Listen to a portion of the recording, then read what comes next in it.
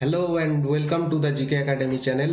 Indian geography revision class number 15। আজকে ক্লাসের topic হচ্ছে এগ্রিকালচার অফ ইন্ডিয়া বা ভারতের কৃষি।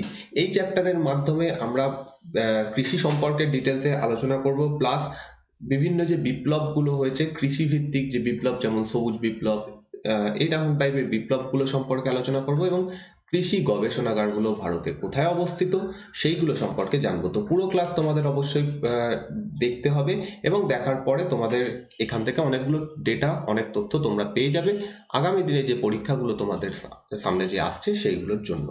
তো আমরা শুরু করব আজকের ক্লাস। তার আগে তোমরা যদি আগের দিনের ক্লাসগুলো না দেখে থাকো তাহলে এই চ্যানেলের প্লেলিস্টে গিয়ে তোমরা আগের দিনের ক্লাসগুলো দেখতে পারবে।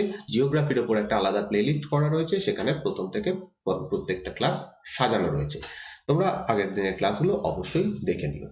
শুক্র, শনি, রবিবার রাত্রি 9টায় আমি লাইভ ক্লাস নিই এবং এই লাইভ ক্লাসে তোমরা অবশ্যই অংশগ্রহণ করো। নেক্সট লাইভ ক্লাস শুক্রবার দিন রাত্রি 9টায়। এবং তোমরা এখানে যে কোশ্চেন অ্যান্সার বলে সেকশনটা দেখতে পাচ্ছ, সেখানে বিভিন্ন যে কোশ্চেন অ্যান্সার ডিসকাসের যে কটা প্লেলিস্ট করা রয়েছে, অ্যাকচুয়ালি এগুলো আমরা লাইভ ক্লাসের মাধ্যমে করি। এখন লাইভ ক্লাসে যেটা চলছে সেটা হচ্ছে ভারতের ইতিহাসের উপর আমি চ্যাপ্টার ভিত্তিক তোমাদের এমসিকিউ প্র্যাকটিস করাচ্ছি, সেইখান থেকে এক্সট্রা কোনো তথ্য থাকলে সেইগুলো দিচ্ছি। তো প্রত্যেকটা ক্লাস তোমাদের জন্য ইম্পর্টেন্ট। এরপরে জিওগ্রাফির জন্য শুরু করব। জিওগ্রাফি অলরেডি অনেকগুলো ক্লাস হয়েছে চ্যাপ্টার ভিত্তিক, আবার শুরু করছি নেক্সট উইক থেকে। তো তোমরা প্লিজ এই ক্লাসগুলো জয়েন হয়ে যাও। ফ্রিতে তোমরা জয়েন হতে পারবে। লাইভ ক্লাস শুক্র, শনি, রবিবার দিন তোমরা চ্যানেলে 9টার সময়, রাত্রি 9টার সময় যদি চলে আসো, দেখবে লাইভ ক্লাস চলছে। তোমরা সেখানে গিয়ে নিজেরাও পার্টিসিপেট করতে পারবে এবং কোশ্চেন অ্যান্সার করতে পারবে। তো তোমরা অবশ্যই আগের ক্লাসগুলো একটু দেখে নিও, লাইভ ক্লাস যেগুলো কোশ্চেন অ্যান্সার হয়েছে, যে কিভাবে আমি ক্লাস করিয়েছি। চলো নেক্সট আমরা শুরু করব আজকের টপিক, ভারতের কৃষি বা এগ্রিকালচার। তো এই পিডিএফটা তোমরা পেয়ে যাবে, পিডিএফটা নিয়ে কোনো অসুবিধা নেই, কিন্তু আমি এক্সট্রা অনেক কিছুই বলবো যেগুলো আমার বোঝানোর জন্য, যেগুলো আমি বলবো সেগুলো তোমরা পিডিএফে পাবে না। তো সেই জন্য বলবো যদি তোমরা নোট করো নিজেরা, অবশ্যই খুব ভালো নোটস করে নেবে। যেমন এখানে আমি একটা প্রথম যে পয়েন্টটা রয়েছে, ভারতের জাতীয় আয়ে কৃষির অবদান, এখানে আমি কোনো কিছু লিখিনি। কেন লিখিনি সেটা আমি বলে দিচ্ছি। ফার্স্ট অফ অল, জাতীয় আয় বা জিডিপি, ইংরেজিতে হচ্ছে জিডিপি। জিডিপি জিনিসটা কি তোমরা জানো, যারা ইকোনমিক্স নিয়ে পড়েছো বা ইকোনমিক্স তোমরা যারা পড়েছো, এই চ্যাপ্টারটা আমি অলরেডি পড়িয়েছি, যে কোনো একটা নির্দিষ্ট সীমার মধ্যে যতটা যা উৎপাদন হবে, সেই উৎপাদনকে আমরা, তার টোটাল মানিটারি ভ্যালুকে আমরা জিডিপি বলি। অর্থাৎ এটা আমাদের দেশ, ধরো ইন্ডিয়া, ভারত, ইন্ডিয়ার মধ্যে যা যা তৈরি হচ্ছে, প্রত্যেকটা জিনিসের কত দাম হচ্ছে, সেগুলো যদি আমরা অ্যাড করি তাহলে আমরা পেয়ে যাব টোটাল জিডিপি। তাহলে কোনো একটা দেশের জিডিপি অবশ্যই 100% হবে। আমরা পার্সেন্টেজে যদি বোঝাই, 100% হবে। তোমার কাছে যদি আমি জিজ্ঞেস করি তোমার কাছে কত টাকা রয়েছে, তোমার পকেটে এখন কত টাকা রয়েছে, তোমার কাছে আছে ধরো 10 টাকা। আমি বললাম যে তুমি আমায় 10 টাকা দাও, আমি একটা জিনিস, কোনো একটা জিনিস কিনবো। তুমি আমাকে কত টাকা দিলে? তোমার 100% টাকা দিলে। ঠিক আছে, তোমার যা টাকা ছিল পুরো টাকাটা দিয়ে দিলে। তো সেটাই হচ্ছে 100%। পুরো ভারতের টোটাল জিডিপি হচ্ছে 100%।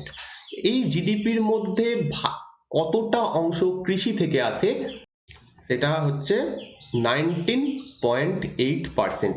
কেন এখানে আমি কিছু লিখিনি, এটা কারেন্ট ডেটা। অনেকে এই ভিডিওর পরেও তোমরা কোশ্চেন অনেকে করবে যে আমরা তো অন্য অন্য জায়গায় এই ডেটা পড়েছি, কেন এখন আপনি এই ডেটাটা বলছেন। অ্যাকচুয়াল কারণ হচ্ছে প্রতিবার প্রতি বছর এই ডেটাটা চেঞ্জ হয়, এই টাইপের ডেটাগুলো। এবং তোমাদের অনেকের কাছ থেকে আমি কমেন্ট পেয়েছি যে আমি স্যার এই জায়গা থেকে পড়েছি, এই রকম রয়েছে। তো সেই জন্য তোমাদের একটু এখানে ক্লিয়ার করে দিই, এই যে ডেটাগুলো আমি দিচ্ছি সেগুলো পুরো কারেন্ট ডেটা। আজকের মানে 2020-21 যে ফিনান্সিয়াল ইয়ার, 2020-21 ফিনান্সিয়াল ইয়ারের এটা ডেটা। তোমরা যদি আজ থেকে 1 বছর 2 বছর পরে যদি কেউ এই ভিডিওটা দেখো, তাহলে তখন সেইটাও চেঞ্জ হয়ে যাবে, কারণ তখন অন্য ফিনান্সিয়াল ইয়ার এসে যাবে। হতে পারে এটা সেমও থাকতে পারে, কমতেও পারে, বাড়তেও পারে। তো সেই জন্য এইখানে এটা একটা ক্লিয়ার করে নেওয়া, অ্যাকচুয়ালি এতটা বলার কোনো প্রয়োজন ছিল না। যাই হোক, ভারতে জাতীয় আয় কৃষির অবদান হচ্ছে 19.8%, যেটা এর আগে ছিল 17%-এর কাছাকাছি। এক্স্যাক্টলি বললে 17.8% ছিল জিডিপি কৃষি থেকে, সেইটা বেড়ে গেছে এই বছরে 2020-21-এ বেড়ে হয়েছে 19.8%। তো কারেন্ট ডেটাতে যদি কোশ্চেন করা হয় তাহলে এই ডেটাটা পাবে 19.8%। নেক্সট হচ্ছে কৃষির উপর নির্ভরশীল জনসংখ্যার পরিমাণ, এখানে বলা হচ্ছে 54.6%। অর্থাৎ ভারতের টোটাল যা জনসংখ্যা, এগেন সেটাকে আমরা 100% ধরবো। সেই 100% মানুষের মধ্যে কতজন, কত পরিমাণ মানুষ কৃষির ওপর নির্ভর করে, তাহলে উত্তর হবে 54.6% মানুষ নির্ভর করে। তাহলে আমরা একটা জিনিস, আমরা যখন ইকোনমিক্সে পড়েছি যে ভারতে সব থেকে বেশি জিডিপি আসে কোথা থেকে, সার্ভিস সেক্টর থেকে। ওকে, সার্ভিস সেক্টর থেকে আসে, এখনো তাই এক্স্যাক্টলি সেম রয়েছে। ভারতের জিডিপির সব থেকে বেশি অংশটা আসে সার্ভিস সেক্টর থেকে, কিন্তু ভারতের জিডিপিতে যা যা মানে ভারতে যা যা কাজ হয়, অর্থনৈতিক কাজকর্ম হয়, তার মধ্যে সব থেকে বেশি মানুষ কৃষি কাজের ওপর নির্ভর করে রয়েছে। তার থেকে এর ফলে আমরা একটা জিনিস বুঝতে পারছি যে এখানে জনসংখ্যা বেশি পরিমাণে নির্ভর করে থাকলেও বেশি পরিমাণ লাভ এখান থেকে পাওয়া যায় না। 50%-এর বেশি মানুষ একটা কোনো কাজের ওপর নির্ভর করে আছে, কিন্তু সেখান থেকে জিডিপি কত আসছে, মাত্র 19.9%, বা বলতে পারো প্রায় 20%। এর পিছনে কারণ হচ্ছে ভারতে যে কৃষিকাজ যেভাবে করা হয়, কোনো একটা ফ্যামিলি যে যার যে তার একটু জমি রয়েছে, সেই জমির ওপর সে কৃষিকাজ করে, সেই ফ্যামিলিতে ধরো যা 5 জন মেম্বার রয়েছে, একজন পিতা, সেকেন্ড হচ্ছে তার ওয়াইফ, হাজবেন্ড ওয়াইফ, এবং তার 3 পুত্র কন্যা রয়েছে। এই জমিটার ওপর যা কৃষিকাজ হচ্ছে সেটা কে করছে, এই যিনি হাজবেন্ড তিনি করছেন, যিনি এই পরিবারের মেন তিনি করছেন। তার বউ কি করছে, যখন এই কৃষিকাজ করছে এই ব্যক্তি মিস্টার এ, তখন তাকে এসে কিছুটা হেল্প করছে, ফসল তুলে নিয়ে যেতে বা সার ছড়িয়ে দিতে একটু হেল্প করছে। তার ছেলেমেয়েরা কি করছে, তার ছেলেমেয়েরা এসে টাইমে টাইমে এসে জল দিয়ে দিচ্ছে, টাইমে টাইমে এসে যখন জিনিসগুলোকে নিয়ে যাওয়ার দরকার কৃষিজ ফসল নিয়ে যাচ্ছে। অতএব এই পুরো ফ্যামিলিটা একটাই কৃষি জমির ওপর নির্ভর করে রয়েছে, সেই এইটুকু কৃষি জমির ওপর নির্ভর করে রয়েছে, যে কাজটা হয়তো এই মিস্টার এ একাই করে নিতে পারতেন, কিন্তু সেই কাজটা কতজন করছে, 5 জন। অতএব আমাদের কৃষির যে পদ্ধতি সেটাকে বলা হয় লেবার ইন্টেন্সিভ পদ্ধতি, অর্থাৎ এখানে শ্রমিকের পরিমাণ বেশি কিন্তু কৃষি জমির পরিমাণ কম। এই জমিটার উপর হয়তো ম্যাক্সিমাম একজন তার ইনকাম করতে পারতেন, এই 3টে ছেলে মেয়ে তারা হয়তো কৃষি না করে যদি অন্য কোথাও যেত, যে বাবা যেগুলো উৎপাদন করছে সেটা কোনো একটা দোকানে বিক্রি করতে পারতো, এটাও তার একটা অন্য জীবিকা হতো। এই ক্ষেত্রে কি হতো, এই ফ্যামিলির বিভিন্ন লোক বিভিন্ন জীবিকা পালন করত। বাবা হয়তো কৃষিকাজ করছে, প্রথম ছেলে হয়তো সেই জিনিসটাকে দোকানে বিক্রি করছে, থার্ড ছেলে হয়তো সেই যে কিছু জিনিস বাইরে এক্সপোর্টের কাজে নিযুক্ত রয়েছে, অর্থাৎ ব্যবসা বাণিজ্য করছে। যে মেয়ে রয়েছে সে হয়তো কোনো অফিসে চাকরি করছে, হতেই পারে। তাহলে কি হতো, 5 জন 5 রকমের জিনিসে কাজ করছে, তাহলে এই পার্সেন্টেজটা অনেক কমে যেত। কিন্তু আমাদের দেশের প্রবলেম হচ্ছে এটাই, একটা জমির উপরে অনেকজন একই কাজের উপর নির্ভর করে রয়েছে, যে কারণে কৃষির উপর নির্ভরশীলতা অনেক বেশি, কিন্তু কৃষির থেকে আয়ের পরিমাণে অনেক কম। আশা করছি এই জিনিসটা তোমরা বুঝতে পারলে। নেক্সট আমরা যাব ভারতের মোট জমির পরিমাণ কত। 1.412 লক্ষ হেক্টর হচ্ছে আমাদের দেশের টোটাল কৃষি জমির পরিমাণ। এবার এই জমিটা, এই যে জমিটা, এটারও ডেটা বিভিন্ন জায়গায় বিভিন্ন তোমরা পেয়ে থাকবে। অ্যাকচুয়াল কারণ কি, কিছু জমি রয়েছে যে জমিগুলোতে শুধুমাত্র কৃষি কাজেই লাগানো হয়, সেইটা অন্য কোনো কাজে লাগানো হয় না, সেই জমিগুলোকে এখানে রাখা হয়েছে 1.412 লক্ষ হেক্টরের মধ্যে। এবার অনেক জমি রয়েছে, ইভেন আমাদের বাড়ির সামনেও একটু একটু জমি থাকে, বাগান থাকে, তাতে আমরা শখে চাষ করি, সবজি লাগাই, তো সেইটাকেও কৃষির মধ্যে অনেক সময় রাখা হয়, তার ফলে হেক্টরটা অনেক জায়গাতে বেশি দেওয়া রয়েছে। তো এই নিয়ে কোনো কনফিউশনের কোনো প্রয়োজন নেই, এইগুলো পরীক্ষায় অ্যাকচুয়ালি কোশ্চেন আসে না, এগুলো জাস্ট তোমাদের বোঝানোর জন্য এই ডেটাগুলো ইউজ করা। নেক্সট আমরা যাব কৃষি ফসলের শ্রেণী বিভাগ, অর্থাৎ ভারতে যে সমস্ত জিনিস চাষ হয় সেই সমস্ত জিনিসকে তার কিছু বৈশিষ্ট্যের জন্য কয়েকটা শ্রেণীতে বিভক্ত করা হয়, সেইগুলো সম্পর্কে আমাদের জানতে হবে। প্রথমে হচ্ছে রবি শস্য। রবি শস্য কি জিনিস, রবি শস্য এবং খারিফ শস্য, এবং 3 নম্বর হচ্ছে জায়েদ শস্য। এই 3টে নাম তোমরা শুনেছো। অ্যাকচুয়ালি এইটা কি ভিত্তিতে ভাগ করা হচ্ছে, এটা সময় ভিত্তিতে ভাগ করা হচ্ছে, সময়ের ভিত্তিতে, অর্থাৎ কোন সময় ফসলটা বোনা হচ্ছে এবং কোন সময় সেই ফসলটা কাটা হচ্ছে, তার ভিত্তিতে 3 ভাগে ভাগ করা যায়। প্রথম ভাগ হচ্ছে রবি শস্য। রবি শস্য কি, নভেম্বর মাসে এটা লাগানো হয়, ফসল লাগানো হয়, এবং মার্চ মাসে এটা কাটা হয়। এর মধ্যে উদাহরণ হচ্ছে গম, যব, ছোলা, আলু, সর্ষে, এই সমস্ত ফসলগুলো রবি শস্যের আন্ডারে পড়ছে। টাইমটা দেখলে আমরা একটা জিনিস বুঝতে পারছি যে এই সময়টা হচ্ছে শীতকাল। তো রবি শস্য চাষ হয় শীতকালে। নেক্সট হচ্ছে খারিফ শস্য। খারিফ শস্য গরমকালে চাষ করা হয়। মৌসুমী বায়ুর আগমনকালে অর্থাৎ জুন মাসে এই ফসল লাগানো হয় এবং মৌসুমী বায়ুর প্রত্যাবর্তনের সময় অর্থাৎ নভেম্বরের শুরুতে এই ফসল কাটা হয়ে যায়। তো মেন যে টাইমটা এটা গ্রীষ্মকাল বা আমরা বর্ষাকাল বলি, বর্ষাকাল, তো বর্ষাকাল মনে রাখতে পারো, বর্ষাকালের মধ্যে এটা করা হয়। বা অ্যাকচুয়ালি যে প্রপার টার্ম বর্ষা বলে কোনো ঋতু নেই, সেটা গ্রীষ্মকালেরই একটা সময় যে সময় বৃষ্টি হয়। তো বর্ষাটা আমাদের সুবিধার জন্য নাম রাখা। যাই হোক, যদি কোথাও দেখো যে গ্রীষ্মকালে ফসল বোনা হয় বা গ্রীষ্মকালে চাষ করা হয়, সেম এটা অ্যান্সার ঠিক হবে। বা যদি কোথাও বর্ষাকাল লেখা থাকে তাহলেও অ্যান্সার ঠিক হবে। ঠিক আছে, আর যদি দুটোই অপশানে একসাথে আসে তাহলে বর্ষাকালে টিক করবে যে খারিফ শস্য বর্ষাকালে চাষ করা হয়। ক্লিয়ার? তো এখানে কি কি ফসল চাষ করা হয়? ধান, পাট, আখ, ভুট্টা, জোয়ার, বাজরা, তুলো, এইগুলো সবই খারিফ শস্যের মধ্যে পড়ছে।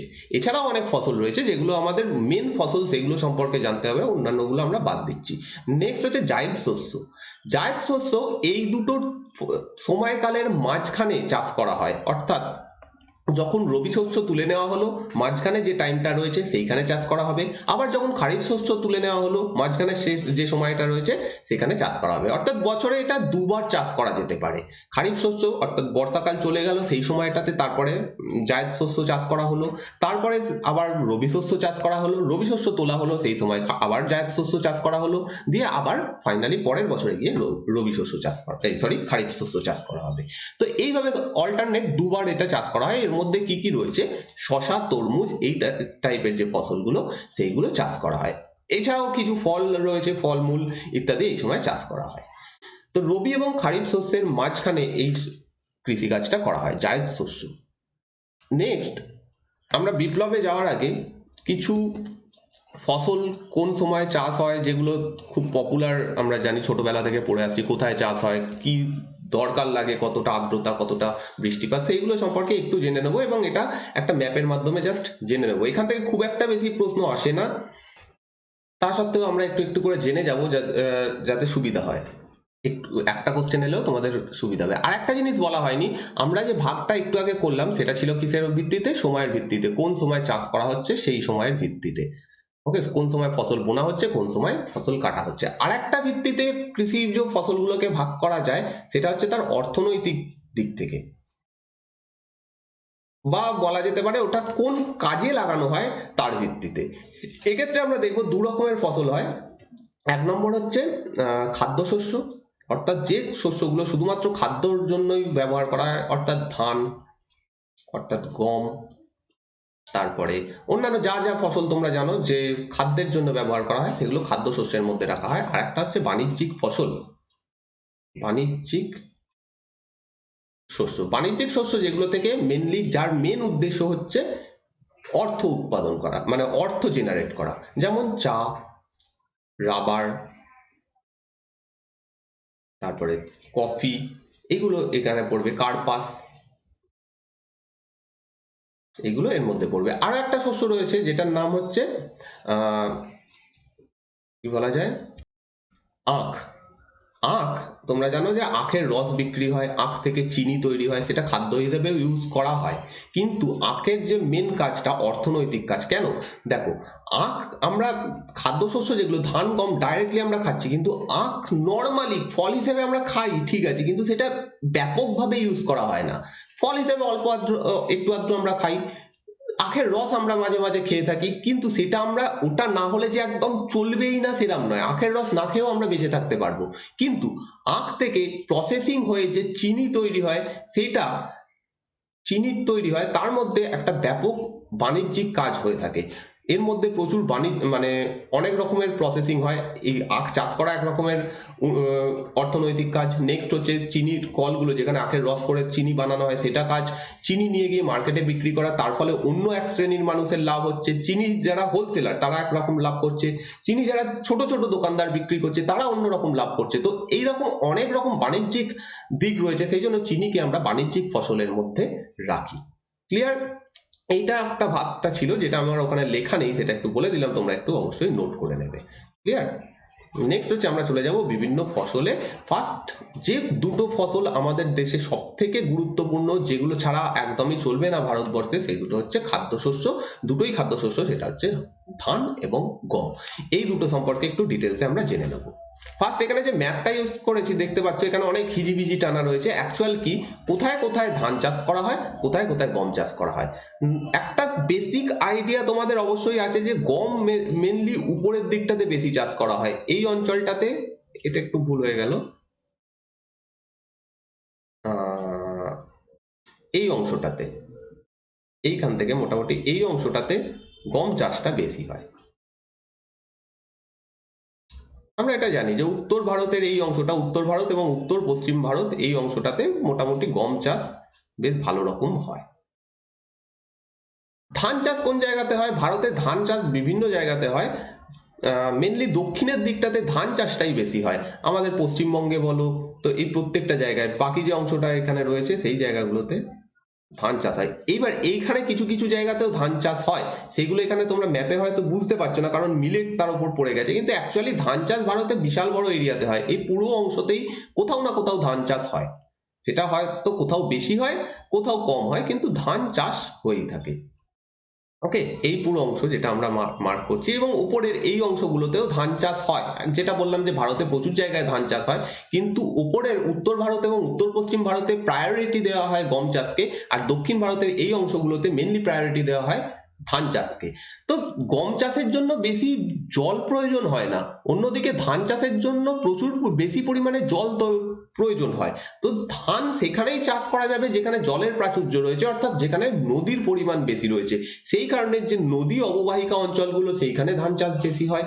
যে উপকূলে যেখানে বদ্বীপগুলো রয়েছে, কৃষ্ণা নদীর বদ্বীপ, কাবেরী নদীর বদ্বীপ, এই সমস্ত অঞ্চলে, মহানদীর অববাহিকা, এই অঞ্চলগুলোতে ধান চাষ খুব ভালো হয়। তো আমরা এগুলো দেখবো যে কোথায় কোথায় ধান চাষ হয়, কিন্তু একটা জাস্ট ওভারঅল আইডিয়া থাকা দরকার যে কোন জায়গাতে ধান চাষ বেশি হয়, কোন জায়গাতে গম চাষ বেশি হয়। আর মিলেট যে শস্যটা, মিলেট শস্যটার জন্য হচ্ছে এটা এক টাইপের, মানে একটু বলতে পারো একটু নিকৃষ্ট মানের খাদ্যশস্য মিলেট।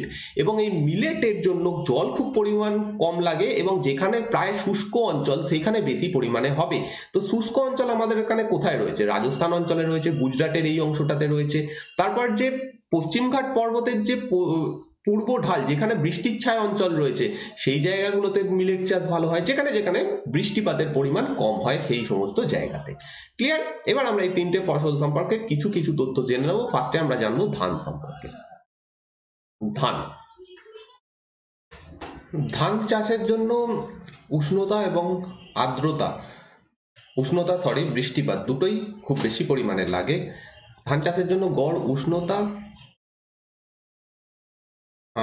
20 থেকে 27 ডিগ্রি সেন্টিগ্রেড দরকার, এর মধ্যে থাকলে তাহলে সেখানে ধান চাষ ভালো হবে। তবে তোমরা জানো যে বর্তমানে নয়, বেশ অনেকদিনই হয়ে গেছে অবশ্যই, পাহাড়ি অঞ্চলে ধান চাষ শুরু হয়েছে, বিশেষত দেরাদুন রাইস খুব নাম করা, দেরাদুন রাইস। তো এই ধরনের যে ধানগুলো, সেগুলো পাহাড়ি অঞ্চলেই হয়, এবং সেখানে উষ্ণতা অতটা বেশি থাকে না। কিন্তু ব্যাপারটা হচ্ছে এখানের যে এই যে ধানগুলো যেগুলো পাহাড়ি অঞ্চলে হয়, সেগুলোর কোয়ালিটি বা সেগুলো যে বীজ থেকে চাষ করা হয় সেই বীজের পরিমাণ আলাদা। কিন্তু নর্মালি ট্র্যাডিশনালি যে ধান চাষ হয় তার জন্য উষ্ণতার পরিমাণ অনেকটা বেশি দরকার। নেক্সট হচ্ছে বৃষ্টিপাতও এখানে খুব বেশি পরিমাণ লাগে, প্রায় 100 থেকে 120 সেন্টিমিটার বৃষ্টিপাত লাগে। তবে এই ডেটাগুলো বিভিন্ন জায়গায়, বিভিন্ন বইতে, বিভিন্ন ব্যক্তিরা, বিভিন্ন লেখক বিভিন্ন রকম দিয়েছেন। তো সেইগুলো অতটা মানে ইম্পর্টেন্ট নয়, এরকম কোশ্চেন খুব মানে আসে না পরীক্ষায় যে কত থেকে কত ডিগ্রি সেন্টিগ্রেড উষ্ণতা, কত বৃষ্টিপাত দরকার। ঠিক আছে, জাস্ট এগুলো একবার আমরা দেখে নেবো, যেগুলো আমরা পড়ে এসেছি অনেকবার, বা অনেকের প্রয়োজন হতে পারে এই ডেটাগুলো, সেই জন্য দিয়ে দেওয়া। ধান চাষের জন্য একটা খুব ইম্পর্টেন্ট বৈশিষ্ট্য হচ্ছে এই ফসলটা যখন বোনা হয় তার নিচে জল জমে থাকতে হয়, এবং এই জল জমে থাকতে হয় বলে মানে এমন জমি এখানে দরকার যে জমিটা একটু নিচু হবে, যেখানে জল জমে থাকতে পারবে। তো এই জন্য এই ফসলটাকে একটা নাম দেওয়া হয়েছে, প্রচুর জল যেহেতু লাগে সেই জন্য তৃষ্ণার্ত ফসল বলা হয়। তৃষ্ণার্ত ফসল, যেহেতু এখানে জল বেশি পরিমাণে লাগে। বেস্ট মাটি এর জন্য হচ্ছে পলিযুক্ত দোআঁশ মাটি, পলিযুক্ত দোআঁশ মাটি। এবং এই মাটিটা যেহেতু গঙ্গা নদীর যে অববাহিকা অঞ্চল সেখানে বেশি পরিমাণে পাওয়া যায়, সেই জন্য এই সমস্ত অঞ্চলে প্রচন্ড বেশি পরিমাণে ধান চাষ হয়। 3 রকমের ধান ট্র্যাডিশনালি চাষ করা হয়, একটা হচ্ছে আউশ, সেকেন্ড আমন এবং থার্ড বোরো। আউশ ধান গ্রীষ্মকালে এটা লাগানো হয়, মানে এটা মেনলি গ্রীষ্মকালে চাষ করা হয়। কোন সময় থেকে কোন সময় এত কিছু ডিটেলসে গিয়ে লাভ নেই, পরীক্ষায় প্রশ্ন আসবে না, এক্সট্রা পয়েন্ট এগুলো। গ্রীষ্ম ঋতুতে এটা চাষ হয়। আমন ধান মেনলি গ্রীষ্মের শেষে, যে সময়টাকে আমরা বর্ষা বলি, সেই বর্ষা সময়টাতে আমন ধান হয়। এবং বোরো ধান চাষ করা হয় শীতকালে। ধান উৎপাদনে ভারত বিশ্বে দ্বিতীয় স্থান অধিকার করে, চীন প্রথম স্থান অধিকার করে, সেকেন্ড হচ্ছে ভারত। আমি এই পিডিএফটা দিয়ে দেবো, যেগুলো আমি লিখছি তোমরা পেয়ে যাবে, যদি চাও তোমরা নিজেরাও লিখে নিতে পারো। আর যদি আচ্ছা, এটা হলো দেশ অনুযায়ী চীন এবং ভারত সেকেন্ড স্থান অধিকার করে। এরপর হচ্ছে রাজ্য, কোন রাজ্য প্রথম স্থান অধিকার করে, অবভিয়াসলি পশ্চিমবঙ্গ। পশ্চিমবঙ্গ প্রথম স্থান অধিকার করে, সেকেন্ড হচ্ছে পাঞ্জাব,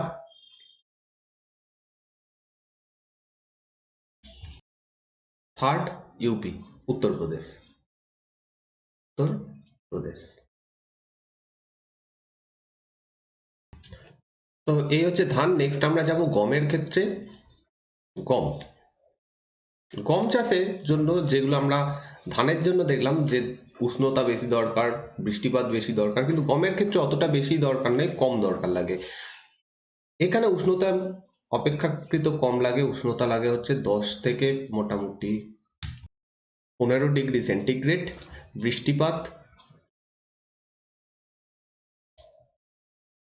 বৃষ্টিপাতও কম লাগে এখানে, 50 থেকে 100 সেন্টিমিটার। সেই কারণে এই জিনিসটা মানে গম বেশিরভাগটা উত্তরের দিকে, উত্তর পশ্চিম ভারতে সব থেকে বেশি হয়।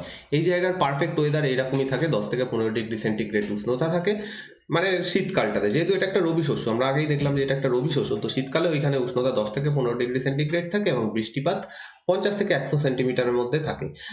বৃষ্টিপাত ওই জায়গাগুলোতে কম হয়, পাঞ্জাব বলো বা আমাদের হরিয়ানা এই সমস্ত জায়গাতে, রাজস্থান এই সমস্ত জায়গাতে। আর বর্তমানে চেঞ্জ অনেক কিছুই হচ্ছে, কারণ উচ্চ ফলনশীল বীজের মাধ্যমে এই সমস্ত আবহাওয়ার কন্ডিশন চেঞ্জ যদি সেখানে নাও থাকে কোনো একটা জায়গায়, সেখানেও চাষ করা সম্ভব হচ্ছে। কিন্তু আমরা নর্মালি যেভাবে ট্র্যাডিশনাল ওয়েতে সেটাই কথা বলবো, অন্যান্য পরিস্থিতির কথা আমরা বা অন্যান্য বীজ ইত্যাদিগুলো আলোচনা করছি না।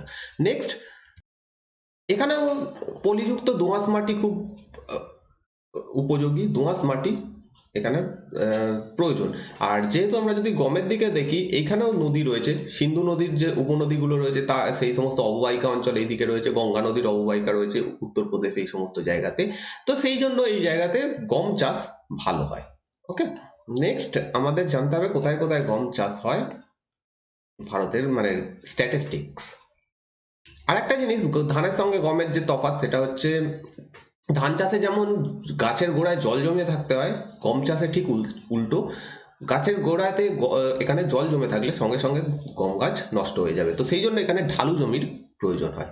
নেক্সট হচ্ছে আমরা স্ট্যাটিস্টিক্সে চলে যাব। কোন দেশ প্রথম স্থান অধিকার করে গম উৎপাদনে? এগেন চীন প্রথম স্থান অধিকার করে দেশের দিক থেকে, এবং দ্বিতীয় স্থান অধিকার করে ভারত। অন্যদিকে রাজ্যভিত্তিক যদি দেখি আমরা, প্রথম স্থান অধিকার করে ইউপি উত্তরপ্রদেশ, সেকেন্ড হচ্ছে পাঞ্জাব, পাঞ্জাব। নেক্সট আমরা চলে যাব মিলেট। মিলেট সম্পর্কে অল্প একটুখানি জানতে হবে, অত কিছু ডিটেলসে জানতে হবে না। মিলেট,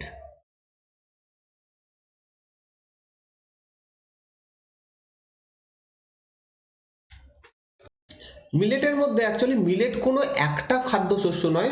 যেমন গম একটাই খাদ্যশস্য, একটা জিনিসকে, একটাই ফসলকে আমরা গম বলি, ধান একটাই ফসলকে আমরা ধান বলি, কিন্তু মিলেটের মধ্যে অনেকগুলো জিনিস রয়েছে, যার মধ্যে 3টে নাম খুব কমন, সেটা হচ্ছে জোয়ার, বাজরা, রাগি। জোয়ার, বাজরা, থার্ড হচ্ছে রাগি বা রাই বলা হয়। এছাড়াও কিছু কিছু ছোট ছোট খাদ্যশস্য রয়েছে যেগুলো স্থান বিশেষে কিছু কিছু জায়গাতে খাদ্যশস্য হিসাবে ইউজ করা হয়। যেমন আমরা ধানকে খাদ্যশস্য হিসাবে মেন খাদ্যশস্য হিসাবে ইউজ করি, কিন্তু অনেক জায়গা রয়েছে সেখানে অত বেশি ধান চাষ হয় না, ধান গম অত চাষ হয় না, সেখানে এইরকম টাইপের খাদ্যশস্যগুলোকে ইউজ করা হয়। জোয়ার বাজরা রাগি তার মধ্যে খুব ইম্পর্টেন্ট। বর্তমানে এই জিনিসগুলোর ডিম্যান্ড বেড়েছে, শুধুমাত্র মানে আমি বলবো না যে নিম্ন যারা ইনকাম তাদের জন্য নয়, এটা এখন যারা উচ্চ ইনকাম করে, যারা বেশি ইনকাম করে, তারাও এখন জোয়ার বাজরার দিকে যাচ্ছে, কারণ এতে অনেক ফাইবার প্রোটিন ইত্যাদি পাওয়া যায়।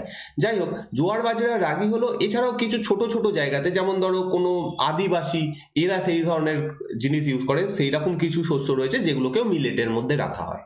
কিছু নাম তোমরা মনে রাখতে পারো: কাঙ্গুনি, নেক্সট হচ্ছে কোডান, ভাড়াও, বাউটি, এরকম অনেক কিছু রয়েছে। ভাড়াও, বাউটি,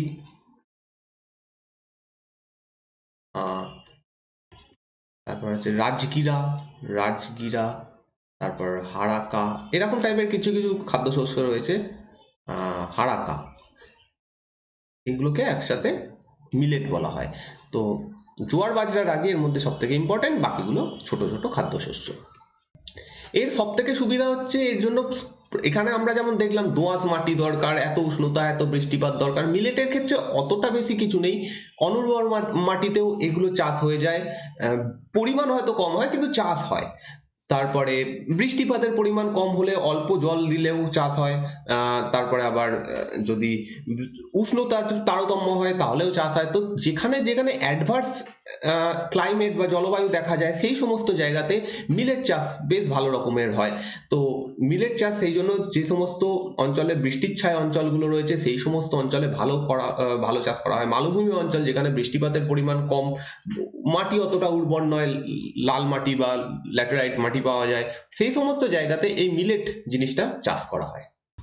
তো এই অবধি এটা জানলেই হবে। নেক্সট আমরা চলে যাব আমাদের যে সমস্ত কমার্শিয়াল ক্রপ বা বাণিজ্যিক ফসলগুলো রয়েছে সেইগুলোর মধ্যে। এখানে ম্যাপে দেখতে পাচ্ছ যে কমার্শিয়াল ক্রপসগুলো কোথায় কোথায় চাষ হয় দেখানো হয়েছে। যেমন দেখানো হয়েছে সুগার কেন, আখ কোথায় চাষ হয়, কটন মানে কার্পাস কোথায় চাষ হয়, জুট, টি, কফি কোথায় চাষ হয়।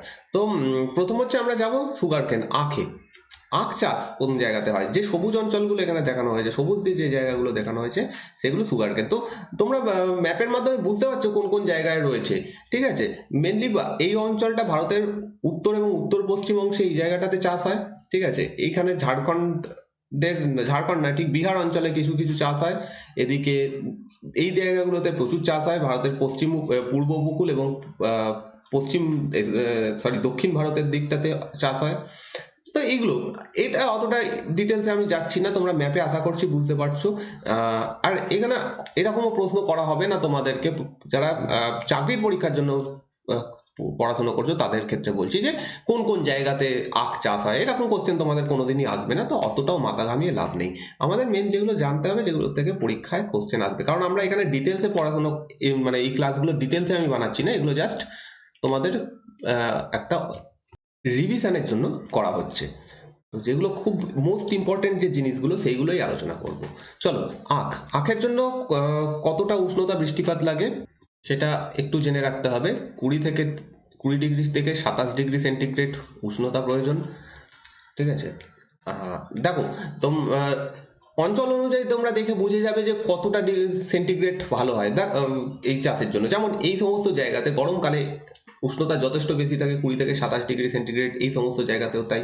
তো 20 থেকে 27 ডিগ্রি সেন্টিগ্রেড উষ্ণতার প্রয়োজন হয়, এবং বৃষ্টিপাত মোটামুটি একটা ভালোই বৃষ্টিপাত দরকার, 100 থেকে 175 সেন্টিমিটার, খুব বেশিও নয় আবার খুব কম বৃষ্টিপাতও নয়, এর জন্য প্রয়োজন হয়।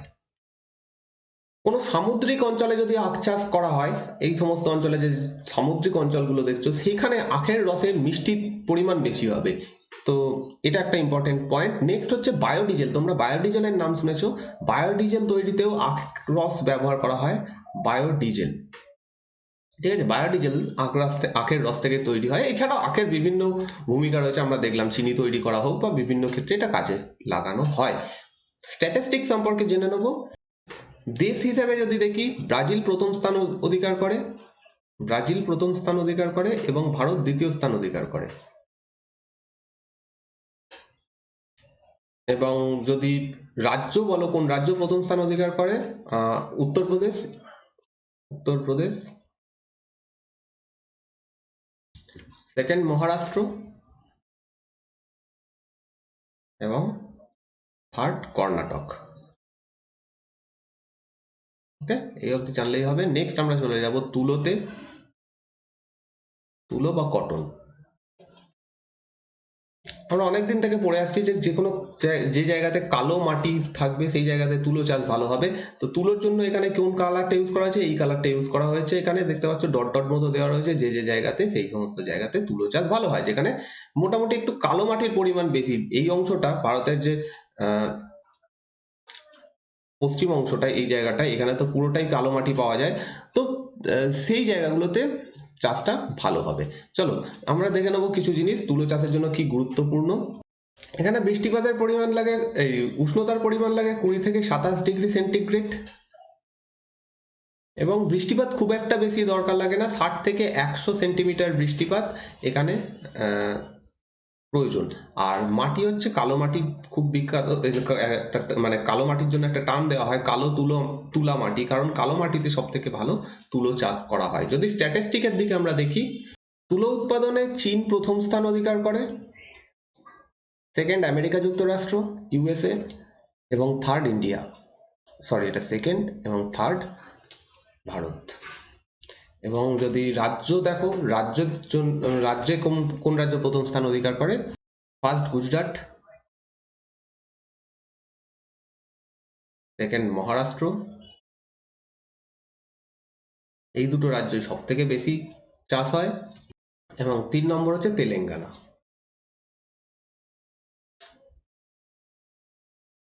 নেক্সট আমরা চলে যাব হচ্ছে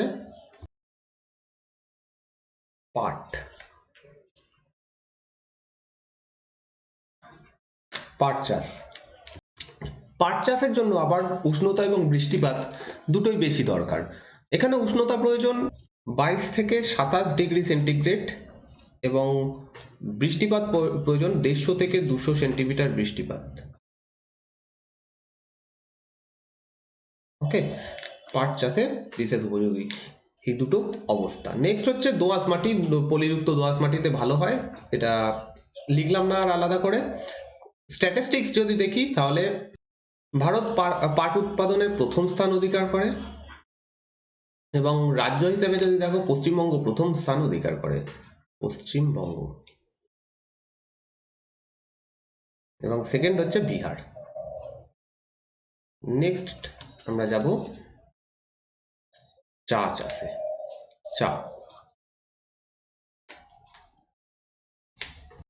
চা চাষের জন্য মোটামুটি 16 থেকে 25 ডিগ্রি সেন্টিগ্রেড উষ্ণতা দরকার, কম উষ্ণতাতেই একটা চা চাষ ভালো হয়। নেক্সট হচ্ছে বৃষ্টিপাত, এখানে বৃষ্টিপাত প্রচন্ডই বেশি দরকার, কিন্তু সেই বৃষ্টির জল যেন মাটিতে জমে না থাকে, এরকম একটা কন্ডিশন প্রয়োজন হয়। সেই কারণে চা চাষ একটু ঢালু জমিতে ভালো হবে, কারণ এখানে বৃষ্টিপাত বেশি হবে। পাহাড়ি অঞ্চলে ঢালু জমিতে বৃষ্টিপাত বেশি হয়, কিন্তু সেই বৃষ্টির জল দাঁড়ায় না, নিচের দিকে চলে যায়।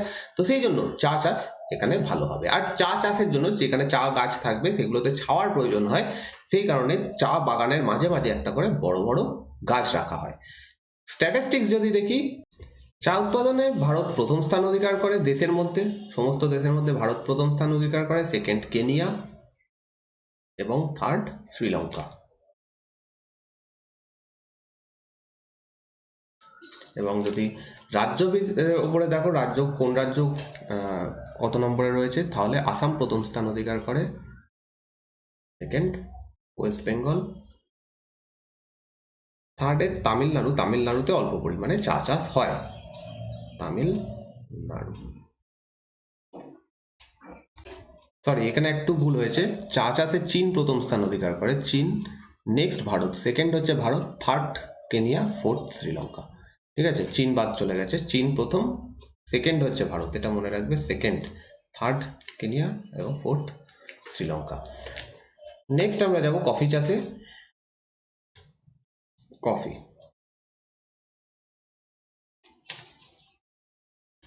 কফি চাষ উষ্ণতা হচ্ছে 18 থেকে 30 ডিগ্রি সেন্টিগ্রেড, এর মধ্যে কফি চাষ হয়, এবং বৃষ্টিপাত 100 থেকে 200 সেন্টিমিটার বৃষ্টিপাত প্রয়োজন। স্ট্যাটিস্টিক্সে যদি যাই, ভারত 6ষ্ঠ স্থান অধিকার করে। প্রথম স্থান ব্রাজিল, ফার্স্ট হচ্ছে ব্রাজিল, সেকেন্ড 6th হচ্ছে ভারত। সেকেন্ড অত মনে রেখে লাভ নেই, 6 নম্বর হচ্ছে ভারত। এবং যদি রাজ্য ওয়াইজ স্ট্যাটিস্টিক্স দেখো, প্রথম স্থান অধিকার করে কর্ণাটক, সেকেন্ড স্থান অধিকার করে কেরল এবং থার্ড স্থান অধিকার করে, তৃতীয় স্থান অধিকার করে তামিলনাড়ু। ওকে, নেক্সট আমরা দেখব রবার বা রাবার।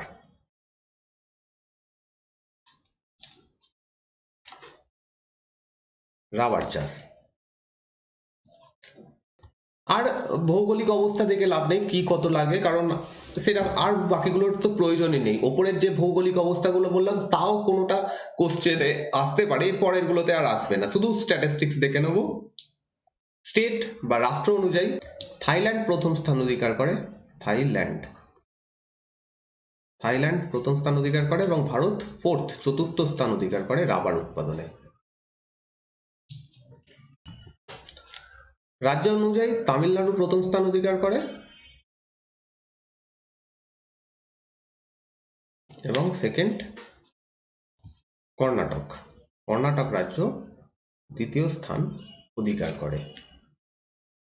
এইগুলো কিছু ফসল যেগুলো সম্পর্কে তোমাদের জানার দরকার ছিল, যে তাদের স্ট্যাটিস্টিক্স কিছু ইত্যাদি।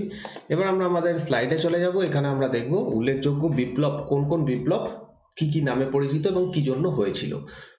প্রথম হচ্ছে সবুজ বিপ্লব বা গ্রিন রেভলিউশন বা সবুজ বিপ্লব। এটা শুরু হয়েছিল নরম্যান বোরলগ এর নেতৃত্বে মেক্সিকোতে। ফার্স্ট টাইম এটা নরম্যান বোরলগ বলে একজন খুব বিখ্যাত সায়েন্টিস্ট, কৃষি বিজ্ঞানী, তিনি এটা শুরু করেছিলেন এবং যে দেশে প্রথম শুরু হয় সেটা হচ্ছে মেক্সিকো। এবং এই নরম্যান বোরলগ এর জন্য নামে একটা পুরস্কার দেওয়া হয়, সেটা হচ্ছে বোরলগ প্রাইজ, বোরলগ অ্যাওয়ার্ড। আচ্ছা, ভারতে এটা শুরু হয় তৃতীয় পঞ্চবার্ষিকী পরিকল্পনায় 1961 থেকে 66-র মধ্যে। এরপরেও হয়, প্রথমবার শুরু হয় তৃতীয় পঞ্চবার্ষিকী পরিকল্পনায়। এবং প্রথম যেটার উপরে সব থেকে বেশি গুরুত্ব দেওয়া হয় সেটা হচ্ছে খাদ্যশস্য। কারণ সেই সময় ভারতে খাদ্যশস্য এতই কম উৎপাদন হতো বা প্রয়োজনের তুলনায় এতটাই কম শস্য উৎপাদন হতো যে বাইরে থেকে আমদানি করতে হতো। এবং যখন এই প্রথম সবুজ বিপ্লব আসে ভারতে, তখন খাদ্যশস্যের যে সমস্যা ছিল সেটা তো বন্ধ হয়ে যায়। সে উপরন্তু খাদ্যশস্য এরপর থেকে আমরা বাইরে রপ্তানি করতে শুরু করি। বিশেষত এই সবুজ বিপ্লব সব থেকে বেশি যে জিনিসের উপর কাজ করেছিল সেটা হচ্ছে গম। ভারতে প্রচন্ড বেশি গম চাষ এই সময় বৃদ্ধি পেয়ে যায় এই প্রথম সবুজ বিপ্লবের পরে। যে ব্যক্তি এই সবুজ বিপ্লবের জনক যাকে বলা হয় তার নাম MS স্বামীনাথন। ইনি ভারতের সবুজ বিপ্লবের জনক নামে পরিচিত। ঠিক আছে, মেন এখানে কি করা হয়েছে, সবুজ বিপ্লবে কি করা হয়েছে? এর আগে যখন আমরা ট্র্যাডিশনাল ওয়েতে চাষ করতাম, ভারত তো কৃষিকাজে বহুদিন থেকে হতো, বহুদিন আগে থেকে, সেই সময় যে পদ্ধতি ইউজ করা হতো সেই লাঙল টেনে গরু বা মোষের এর মাধ্যমে, বিভিন্ন পশুর মাধ্যমে সেইভাবে সেম পদ্ধতিতে চাষ করা হতো। কোনো বছর যদি বর্ষা না হতো তাহলে চাষ হবে না, কোনো বছর যদি বর্ষা বেশি হবে তাহলেও চাষ হবে না, প্রচন্ড বেশি লেবার লাগতো। এই সমস্ত জিনিসগুলো ছিল, কীটনাশকের কোনো ব্যাপার ছিল না। এই সমস্ত গুলোকে চেঞ্জ করা সবুজ বিপ্লবের মেন উদ্দেশ্য ছিল। এবং এখানে খাদ্যশস্য উৎপাদনের নতুন প্রযুক্তি, উন্নত বীজ ইত্যাদি ব্যবহার করা হয়, ট্রাক্টর, যন্ত্রপাতি ইত্যাদি ব্যবহার করা হয়। উন্নত বীজ বলতে উচ্চ ফলনশীল বীজ, বা যাকে ইংরেজিতে হাই ইল্ড ভ্যারাইটি সিড বলা হয় বা HYV সিডস বলা হয়, এই ধরনের জিনিসগুলোর ব্যবহার শুরু হয় এবং কৃষির ক্ষেত্রে একটা পরিবর্তন আসে, বিশেষত গম চাষে। তো এই হচ্ছে সবুজ বিপ্লব। ইনি হচ্ছেন নরম্যান বোরলগ, যাকে বলা হয় সবুজ বিপ্লবের জনক। ভারতে সবুজ বিপ্লবের জনক বলা হয় MS স্বামীনাথনকে এবং পৃথিবীর সবুজ বিপ্লবের জনক বলা হয় এনাকে। নেক্সট আমরা দেখব শ্বেত বিপ্লব বা হোয়াইট রেভলিউশন। 1970 সালে ন্যাশনাল ডেয়ারি ডেভেলপমেন্ট বোর্ড, যাদের বাংলা যদি মনে রাখতে চাও, বাংলাটা নয় ইংরেজিটা মনে রাখবে কারণ কোশ্চেনে এটাই আসবে। ন্যাশনাল ডেয়ারি ডেভেলপমেন্ট বোর্ড, ইংরেজি বাংলা হচ্ছে জাতীয় দুধ উন্নয়ন পর্ষদ। এরা দুধ উৎপাদন বৃদ্ধির জন্য একটা কর্মসূচি নেয় যেটাকে বলা হয় অপারেশন ফ্লাড। এটাও ইংরেজিতেই তোমাদের মনে রাখতে হবে, অপারেশন ফ্লাড। এবং এর ফলে ভারতে দুধ উৎপাদনের একটা ব্যাপক পরিবর্তন আসে, প্রচুর পরিমাণে দুধ উৎপাদন হতে থাকে, শুধু দুধ নয়, দুধ এবং দুগ্ধজাত দ্রব্য। তো এই যে বিপ্লবটা, এর ফলে যে কাজটা হয় সেটাকে শ্বেত বিপ্লবের নাম দেওয়া হয়। অ্যাকচুয়াল হচ্ছে অপারেশন ফ্লাড, এটা হচ্ছে প্রপার অফিসিয়াল নেম ছিল। সেইটার ফলে যে উন্নতিটা হয় ওভারঅল দুগ্ধ ক্ষেত্রে, সেটাকে আমরা নাম দিয়েছি শ্বেত বিপ্লব।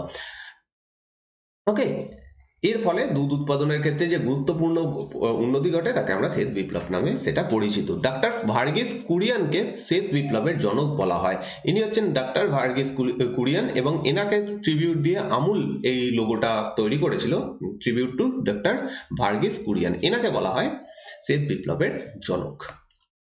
নেক্সট হচ্ছে হলুদ বিপ্লব বা ইয়েলো রেভলিউশন, যেটা তৈলবীজ উৎপাদনে স্বনির্ভরতার জন্য নেওয়া হয়। অর্থাৎ তৈলবীজ, অয়েল সিড তৈরি যাতে ভারতে বেশি হয় সেইটার জন্য এইটা নেওয়া হয়। এখানে এতটা ডিটেলসে কিছু মনে রাখতে হবে না, শুধু একজনের নাম মনে রাখবে, তিনি হচ্ছেন শ্যাম পিত্রদা। ইনি হচ্ছেন শ্যাম পিত্রদা, এনাকে বলা হয় হলুদ বিপ্লবের জনক। এবং এর ফলে কি হচ্ছে, তৈলবীজ উৎপাদনে ভারত একটা গুরুত্বপূর্ণ ভূমিকা পালন করছে। মানে এখন বর্তমানেও তৈলবীজ উৎপাদনে ভারত যথেষ্ট ভালো, এখন বাইরেও তৈলবীজ রপ্তানি করা হয়। নেক্সট হচ্ছে নীল বিপ্লব, ব্লু রেভলিউশন। এবং এটা কি জন্য করা হচ্ছে, এটা মাছ চাষ। মাছ তো ধরা হতোই, ট্র্যাডিশনালি বহুদিন আগে থেকে ধরা হতো, কিন্তু মাছ শুধু ধরা নয়, বিজ্ঞানসম্মত প্রথায় মাছ চাষ করাকে বলা হচ্ছে নীল বিপ্লব। অর্থাৎ এখন তোমরা জানো ভেড়ি ব্যাপারটা খুব কমন হয়ে গেছে, আমরা প্রচুর ভেড়ি দেখতে মাঝে মাঝে আমরা ঘুরতে যাই এই সমস্ত জায়গাগুলোতে, খুব ভালো লাগে যেতে। তো অ্যাকচুয়ালি যে এই সিস্টেমটা চালু হয় নীল বিপ্লবের মাধ্যমে, ভেড়ি করে সেখানে মাছ চাষ করা, বিশেষত চিংড়ি চাষ করা, এই জিনিসগুলো এখানে বলা হয়। ডাক্তার অরূপ কৃষ্ণকে নীল বিপ্লবের জনক বলা হয়, ডাক্তার অরূপ কৃষ্ণ এনাকে বলা হয়। আর অন্ধ্রপ্রদেশের নাল্লোর বলে একটা জায়গা রয়েছে অন্ধ্রপ্রদেশে, সেই জায়গাকে চিংড়ির রাজধানী বলা হয়। এখানে এত বেশি চিংড়ি উৎপাদন হয়, এখান থেকে ভারতে এবং ভারতের বাইরে প্রচুর চিংড়ি রপ্তানি করা হয়, এই জায়গাটাকে বলা হয় চিংড়ির রাজধানী। নেক্সট হচ্ছে ধূসর বিপ্লব বা ইংরেজিতে হচ্ছে গ্রে রেভলিউশন। এটা হয় পশম উৎপাদন এবং সার উৎপাদনের বৃদ্ধিতে। দুটো কাজ করা হয় অ্যাকচুয়ালি, পশম উৎপাদন এবং তার সঙ্গে সঙ্গে সার উৎপাদনের বৃদ্ধিকে লক্ষ্য করে ধূসর বিপ্লব নেওয়া হয়। নেক্সট গোলাপি বিপ্লব, বাকিগুলো জাস্ট কি জন্য সেটা মনে রাখো। গোলাপি বিপ্লব এটা নেওয়া হচ্ছে পেঁয়াজ উৎপাদন বৃদ্ধি এর জন্য যে পদ্ধতি নেওয়া হয় বা যে করা হয় সেটাকে গোলাপি বিপ্লব বলা হয়। নেক্সট হচ্ছে বাদামি বিপ্লব, এটা অপ্রচলিত শক্তি এবং মশলা, শুধু মশলা নয়, অনেক জায়গাতে শুধু মশলা লেখা থাকে, তো শুধু মশলা নয়, অপ্রচলিত শক্তি, মশলা এবং তার সঙ্গে কফি উৎপাদন, এই তিনটেকেই বাদামি বিপ্লবের মধ্যে রাখা হয়েছে, অপ্রচলিত শক্তি, মশলা এবং কফি উৎপাদন। নেক্সট হচ্ছে স্বর্ণালী বিপ্লব বা গোল্ডেন কি বলে রেভলিউশন। ফল উৎপাদন এবং হর্টিকালচার, ফল উৎপাদন বা হর্টিকালচার, ফল চাষ, যেটা বিজ্ঞানসম্মত উপায়ে ফল চাষকে বলা হয় হর্টিকালচার। আর এই হর্টিকালচার বৃদ্ধির উদ্দেশ্যে সোনালী বিপ্লব নেওয়া হয়। নেক্সট লাল বিপ্লব বা রেড রেভলিউশন, এটা মাংস এবং টমেটো এই দুটোর উৎপাদন বৃদ্ধিতে, এই দুটোর জন্য নেওয়া হয় লাল বিপ্লব। নেক্সট হচ্ছে কৃষ্ণ বিপ্লব বা ব্ল্যাক রেভলিউশন, এটা খনিজ দ্রব্য প্রধানত পেট্রোলিয়াম উৎপাদন বৃদ্ধি করার জন্য কৃষ্ণ বিপ্লব বা ব্ল্যাক রেভলিউশন বা কালো বিপ্লব নেওয়া হয়। নেক্সট আমরা দেখব রূপলি বিপ্লব। রূপলি হচ্ছে সিলভার বিপ্লব হচ্ছে হাঁস মুরগি প্রভৃতির ডিম উৎপাদন বৃদ্ধিকে রূপালী বিপ্লবের মধ্যে রাখা হচ্ছে। নেক্সট গোল বিপ্লব বা রাউন্ড রেভলিউশন, এটা রাখা হচ্ছে, এটা কর নেওয়া হয় আলুর উৎপাদন বৃদ্ধির জন্য, আলুর উৎপাদন বৃদ্ধিকে গোল বিপ্লব বলা হয়। নেক্সট হচ্ছে গোল্ডেন ফাইবার বিপ্লব, একটা আগে আমরা দেখলাম গোল্ডেন বিপ্লব দেখেছি, এটা হচ্ছে গোল্ডেন ফাইবার বা স্বর্ণতন্তু বিপ্লব, এবং নাম থেকে বুঝতে পারছো পাট উৎপাদনের বৃদ্ধির জন্য এটাকে নেওয়া হয়েছিল স্বর্ণালী বিপ্লব। আর সিলভার ফাইবার বা রৌপ্যতন্তু বিপ্লব, এর উদ্দেশ্য হচ্ছে কার্পাস বা তুলোর উৎপাদন বৃদ্ধি, তার জন্য যে কর্মসূচি নেওয়া হয় সেটা সিলভার বিপ্লবের মধ্যে রাখা হচ্ছে। নেক্সট আমরা কিছু কৃষি গবেষণাগার দেখে নেব, এখানে ইম্পর্টেন্ট যেগুলো, এখানে পরপর কিছু কৃষি গবেষণাগার তোমরা দেখতে পাচ্ছ। Indian council of agriculture research, এটা পুরো ওভারঅল কৃষি সম্পর্কে আলোচনা করে, সেটা মানে গবেষণা করে, এটা পুষা নিউ দিল্লিতে অবস্থিত। নেক্সট হচ্ছে দুধ গবেষণা কেন্দ্র, এটা কার্নাল হরিয়ানাতে অবস্থিত। পাট গবেষণা কেন্দ্র ব্যারাকপুর পশ্চিমবঙ্গে অবস্থিত। ছাগল গবেষণা কেন্দ্র মথুরা উত্তরপ্রদেশে অবস্থিত। ছাগল বা হাঁস মুরগি পালন এগুলোকেও কৃষির মধ্যেই রাখা হয়, এগ্রিকালচার অ্যান্ড অ্যালাইড অ্যাক্টিভিটি বা কৃষি এবং অন্যান্য যে কর্মসূচি তার মধ্যেই রাখা হয় এগুলোকে। ছাগল উৎপাদন বা ছাগল চাষ, হাঁস মুরগি চাষ, মাছ চাষ, এইগুলোকে রাখা হয়। নেক্সট হচ্ছে আখ গবেষণা কেন্দ্র, এটা লখনৌতে হবে, লখনৌ উত্তরপ্রদেশে অবস্থিত, কোয়েম্বাটুর তামিলনাড়ু, দুটো জায়গায় রয়েছে। এক নম্বর হচ্ছে লখনৌ উত্তরপ্রদেশ, সেকেন্ড হচ্ছে কোয়েম্বাটুর তামিলনাড়ু। নেক্সট মৌমাছি গবেষণা কেন্দ্র, মৌমাছি গবেষণা কেন্দ্র অবস্থিত পুনা মহারাষ্ট্রে। নেক্সট কার্পাস গবেষণা কেন্দ্র নাগপুর মহারাষ্ট্রে অবস্থিত। পোল্ট্রি গবেষণা কেন্দ্র, এটা বেঙ্গালুরু কর্ণাটকে অবস্থিত। নেক্সট সিল্ক গবেষণা কেন্দ্র, এটা মাইসোর কর্ণাটকে অবস্থিত। নেক্সট কফি গবেষণা কেন্দ্র, যেটা কাসারগড় কেরালা এবং চিকমাঙ্গলুর কর্ণাটকে অবস্থিত। দুটো জায়গা, কাসারগড় কেরালা এবং সেকেন্ড চিকমাঙ্গলুর কর্ণাটক। চামড়া গবেষণা কেন্দ্র, এটা চেন্নাইতে অবস্থিত। মনে রাখবার সুবিধার জন্য এটা মনে রাখতে পারো, চ দিয়ে শুরু, এখানে চেন্নাই তামিলনাড়ু। ঠিক আছে। নেক্সট হচ্ছে আলু গবেষণা কেন্দ্র সিমলা হিমাচল প্রদেশ। নেক্সট হচ্ছে চা গবেষণা কেন্দ্র, এখানে আবার করে দিও না চা চেন্নাই, ঠিক আছে। চা গবেষণা কেন্দ্র যোরহাট আসাম এবং পুনে মহারাষ্ট্র, দু জায়গাতে রয়েছে। অ্যাকচুয়ালি এই জন্য আমি ট্রিক কোনো বলি না, ট্রিক অনেক কিছুই বানানো যায়, কিন্তু অ্যাকচুয়ালি আমি যদি কোনো ট্রিক বলে দিই তোমাদের সেটা অসুবিধা হবে। নিজেরা যদি কোনো ট্রিক বানিয়ে নাও সেটা ওকে, তুমি নিজের মুখস্থ করার জন্য ট্রিক বানাতেই পারো, কিন্তু অন্য কারো ট্রিক তোমরা যতটা কম পারবে চেষ্টা করবে, নয়তো গুলিয়ে যেতে পারে। রাবার গবেষণা কেন্দ্র হচ্ছে কোট্টায়াম কেরালাতে অবস্থিত। তামাক গবেষণা কেন্দ্র রাজামুন্দ্রি অন্ধ্রপ্রদেশে অবস্থিত। ধান গবেষণা কেন্দ্র কটক উড়িষ্যা এবং চুঁচুড়া পশ্চিমবঙ্গ, দুটো জায়গাতে রয়েছে। নেক্সট হচ্ছে আন্তর্জাতিক বাগিচা গবেষণা কেন্দ্র, যেটা বেঙ্গালুরু কর্ণাটকে অবস্থিত। মশলা গবেষণা কেন্দ্র কালিকট কেরালাতে অবস্থিত। কলা গবেষণা কেন্দ্র তিরুচিরাপল্লী তামিলনাড়ুতে অবস্থিত।